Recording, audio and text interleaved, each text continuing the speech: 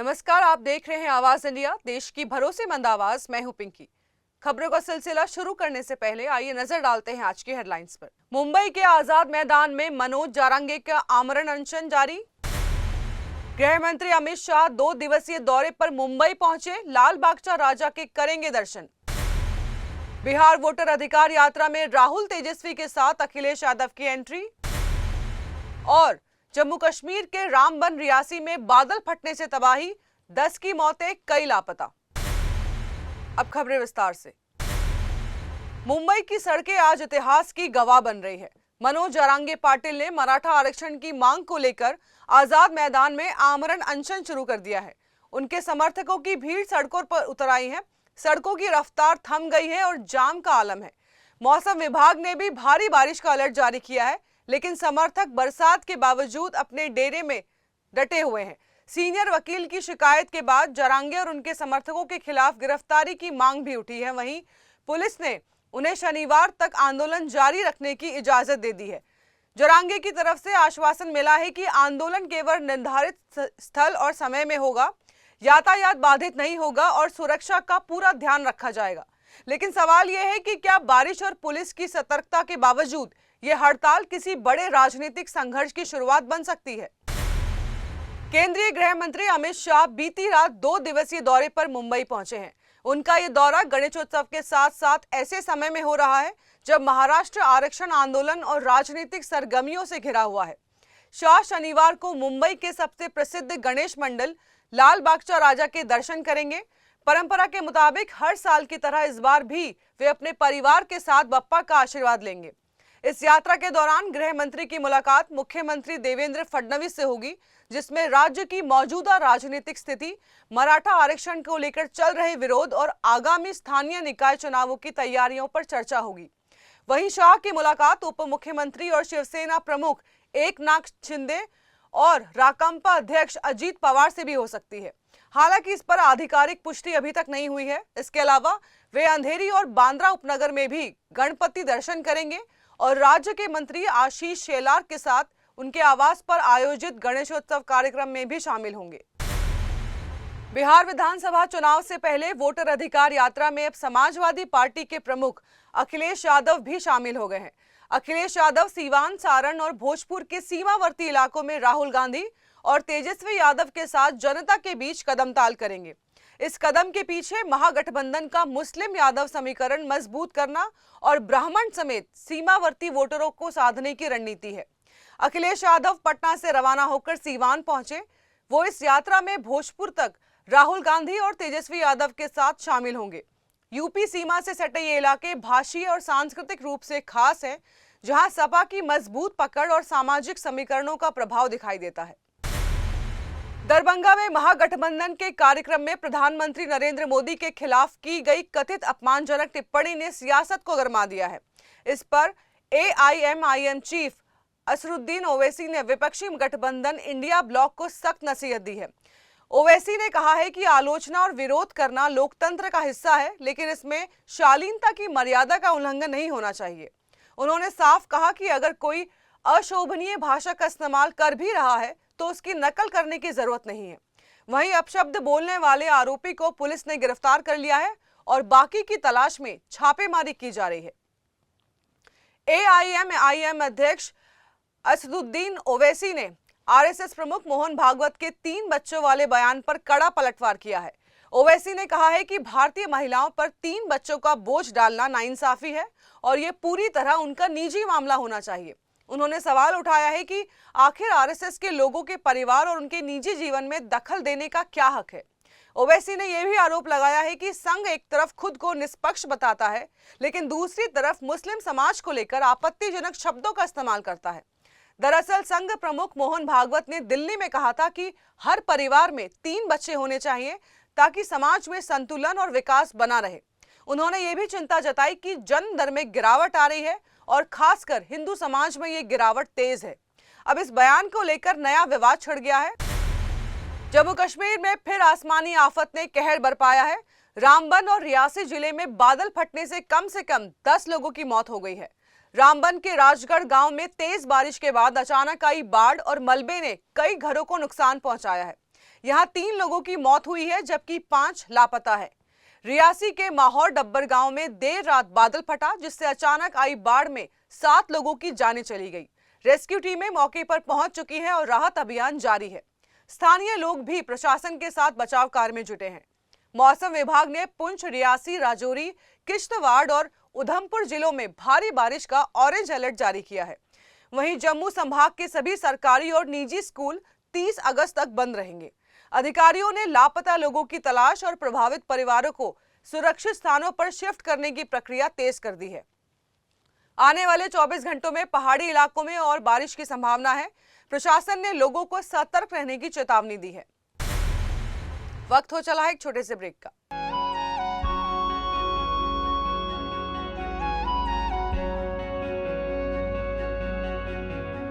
आवाज इंडिया, आवाज इंडिया, आवाज इंडिया,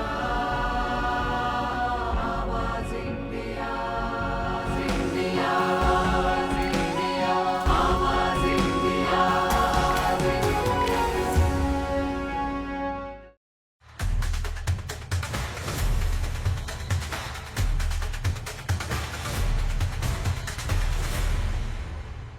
ब्रेक के बाद आप सभी का स्वागत है। बढ़ते हैं अगली खबर की ओर।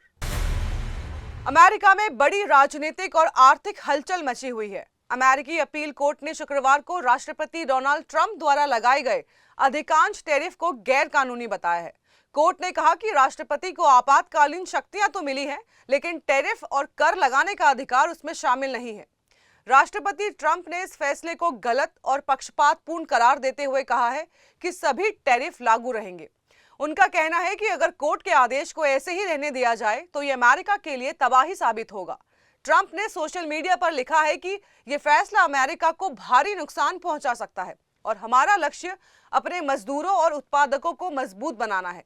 कोर्ट ने टैरिफ को 14 अक्टूबर तक यथावत रहने की अनुमति दी है, जिससे ट्रंप प्रशासन को मामला सुप्रीम कोर्ट तक ले जाने का अवसर मिल गया है। यह फैसला अप्रैल में लगाए गए रेसिप्रोकल टैरिफ और फरवरी में चीन, कनाडा और मैक्सिको पर लगाए गए शुल्क से जुड़ा है। हालांकि अन्य कानूनी प्रावधानों के तहत जारी टैरिफ जैसे स्टील और एल्यूमीनियम पर कोई असर नहीं पड़ेगा। आज देश के कई राज्यों में मानसून ने कहर बरपा दिया है। जम्मू कश्मीर के रामबन जिले के राजगढ़ में शनिवार सुबह अचानक बादल फटने से 3 लोगों की मौत हो गई, जबकि 2 लोग अब भी लापता हैं। पूरे इलाके में मलबे के ढेर हैं और रेस्क्यू टीम लगातार रेस्क्यू ऑपरेशन चला रही है। हिमाचल प्रदेश के मंडी जिले के गोहर में शुक्रवार देर रात बादल फटने से नांडी पंचायत में नसेनी नाला में कई वाहन बह गए। शिमला के जतोग कैंट में लैंडस्लाइड के कारण सेना की रेसिडेंशियल बिल्डिंगों को खाली करवाया गया। स्थानीय प्रशासन और सेना ने तुरंत राहत कार्य शुरू कर दिया है। पंजाब में अमृतसर, पठानकोट समेत 8 जिलों के 250 से अधिक गांव बाढ़ की चपेट में हैं। पानी का स्तर 5 से 15 फीट तक पहुंच गया है। अब तक बाढ़ में 8 लोगों की जान जा चुकी है और 3 लोग लापता हैं। प्रशासन ने प्रभावित इलाकों में राहत शिविर और बचाव अभियान तेज कर दिया है। उत्तराखंड के चमोली, रुद्रप्रयाग, टिहरी और बागेश्वर में भी बादल फटने और भारी बारिश से तबाही मची है।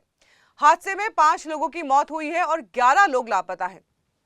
बागेश्वर के कपकोट में कई घर क्षतिग्रस्त हो गए हैं। बचाव दल प्रभावित इलाकों में फंसे लोगों को सुरक्षित निकालने के लिए लगातार प्रयास कर रहे हैं।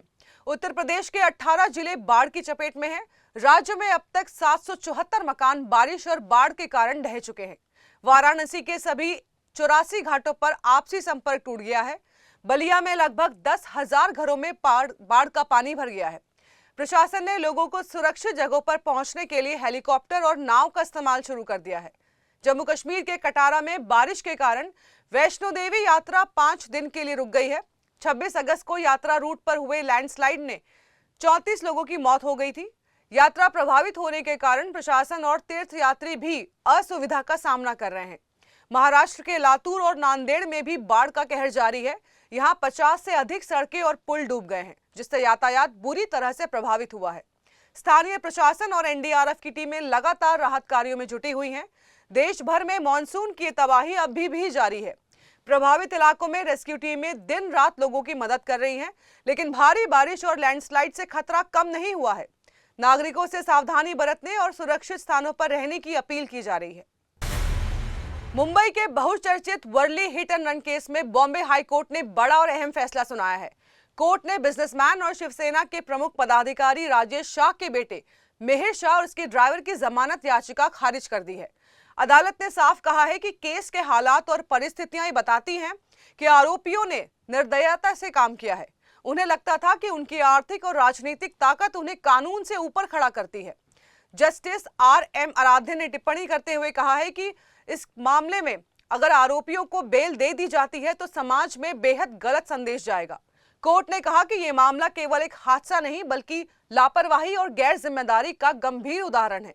आपको बता दें कि 7 जुलाई 2024 को सुबह लगभग 5 बजे वर्ली में यह दर्दनाक हादसा हुआ था। मछुआरे प्रदीप नखवा और उनकी पत्नी कावेरी अपने स्कूटर से जा रहे थे, तभी मिहिर शाह की तेज रफ्तार BMW ने उन्हें जोरदार टक्कर मार दी। इस हादसे में प्रदीप सड़क पर गिरकर बच गए, लेकिन उनकी पत्नी कावेरी कार में फंस गई और मौके पर ही उनकी मौत हो गई। हादसे के बाद मिहिर ने फरार होकर सीट बदलने और गाड़ी अपने ड्राइवर के हवाले करने जैसी कोशिशें भी की। पुलिस जांच में सामने आया है कि वो हादसे से पहले शराब पी रहा था और गाड़ी तेज रफ्तार से चला रहा था। इस पूरे मामले में अभियोजन पक्ष ने अदालत को बताया है कि आरोपी बेहद प्रभावशाली है और उन्हें जमानत दे दी गई तो वे सबूतों के साथ छेड़छाड़ कर सकते हैं और गवाहों को भी प्रभावित कर सकते हैं। इन सभी तथ्यों को देखते हुए हाई कोर्ट ने साफ शब्दों में जमानत याचिका खारिज कर दी है और कहा है कि कानून सबके लिए बराबर है, चाहे कोई कितना भी बड़ा हो या ताकतवर हो। प्रधानमंत्री नरेंद्र मोदी जापान के 2 दिवसीय दौरे पर हैं। अपने पहले दिन उन्होंने जापानी प्रधानमंत्री शिगेरू इशिबा के साथ शिखर वार्ता की, जिसमें दोनों नेताओं ने भारत जापान के द्विपक्षीय रिश्तों को और मजबूत करने पर जोर दिया है। इस दौरान व्यापार, निवेश और तकनीकी सहयोग की संभावनाओं पर भी विस्तार से चर्चा हुई। पीएम मोदी ने जापान में इंडिया जापान बिजनेस फोरम को भी संबोधित किया। उन्होंने कहा कि जापान की उन्नत तकनीक और भारत की प्रतिभा मिलकर इस सदी की तकनीकी क्रांति को आगे बढ़ा सकते हैं। इसके बाद प्रधानमंत्री मोदी ने 4 फैक्ट्रियों का दौरा किया, जिनमें से एक में भारत के लिए E10 शिकानसेन बुलेट ट्रेन का प्रोटोटाइप तैयार हो रहा है। इस मौके पर उन्होंने जापानी ट्रेन ड्राइवरों और तकनीकी विशेषज्ञों से भी मुलाकात की और उन्हें धन्यवाद दिया। पीएम मोदी की ये जापान यात्रा ऐसे समय में हो रही है जब भारत अमेरिका संबंधों में व्यापार और टैरिफ नीतियों के चलते थोड़ी चुनौती बनी हुई है। प्रधानमंत्री ने इस दौरान द्विपक्षीय सहयोग और तकनीकी साझेदारी को नई दिशा देने पर काफी जोर दिया। यात्रा के दूसरे चरण में प्रधानमंत्री मोदी चीन के तियानजिन शहर जाएंगे, जहां 31 अगस्त और 1 सितंबर को शंघाई संगठन सहयोग के वार्षिक सम्मेलन में हिस्सा लेंगे। इस सम्मेलन में क्षेत्रीय और वैश्विक मामलों पर चर्चा होने की उम्मीद है। भारत और अमेरिका के बीच व्यापारिक तनातनी अब एक नए मोड़ पर है। रूसी तेल खरीदने के कारण अमेरिका ने भारतीय सामानों पर टैरिफ 50% तक बढ़ा दिया है। दिग्गज अर्थशास्त्री और JP मॉर्गन के MD डॉक्टर साजिद चिनॉय ने चेतावनी दी है कि अगर भारत रूसी तेल से मुंह मोड़ लेता है तो वैश्विक ऊर्जा बाजार में भारी अस्थिरता मच सकती है और कच्चे तेल की कीमतें $90 प्रति बैरल से ऊपर पहुंच सकती है। हालांकि उनका मानना है कि भारतीय अर्थव्यवस्था पर इसका सीमित असर होगा, क्योंकि चालू खाता घाटा और महंगाई फिलहाल नियंत्रण में है। चिनॉय ने भारत को व्यापार संबंधों में विविधता लाने की सलाह दी है और कहा है कि जवाबी कार्रवाई करने के बजाय शांत और व्यवहारिक दृष्टिकोण अपनाना ही भारत के हित में होगा। देश और दुनिया की बड़ी खबरों में फिलहाल के लिए इतना ही। जुड़े रहिए आवाज इंडिया के साथ, फिर होगी मुलाकात। तब तक के लिए नमस्कार।